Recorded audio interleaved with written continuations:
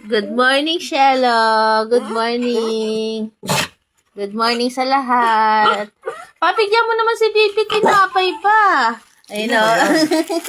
Ang bilis o. Kalapit mo si Papa, kalapit. Kalapitin mo si Papa mo. Papigyan mo naman si Bibing liit ng tinapay. Nasaan daw si Bibing liit? Nasaan? Oh, matagal na si Bibi ha. Kalabitin ako, kalabitin. Kalapit kay Papa, kalapit. Kalabitin ako para makilala ko. Sino daw si Bibing liit? Sino? Pabalik-balik eh. O, tingnan mo. Bibing ko. Tingnan mo. Magparamdam. Lilis, paramdam ka kay Papa. Sino daw si Bibing liit? Ay, napayan.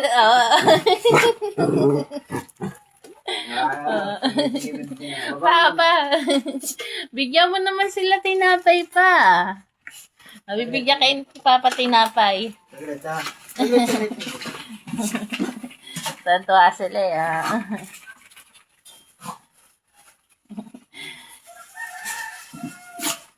Tinapay. Meron pa rin silang biskuit na galing kay Ma'am Cecil. Pero ngayon tinapay muna sila.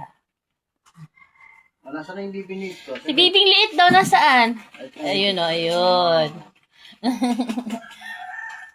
Saglit. Grasya. Naghintay, Gracia. Sorry muna. Sorry. Perla. Ay, si Perla. Goku. Ay. Stig. Ay, sarap mo pa. Okay. Ayun. Polo. Akaramin muna. Polo. Sara, lapit na. Tara ka. Goku.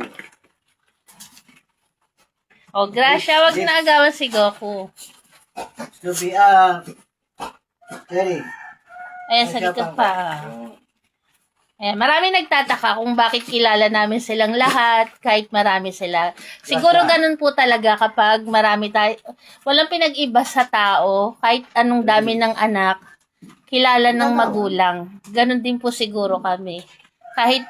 Kahit sabihin ng mga alaga po namin sila, kilala po namin yung bawat isa sa kanila. Ayan.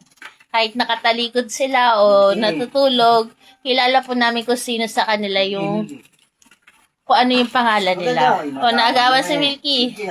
Tapos, alam din po nila yung pangalan nila. Ayan.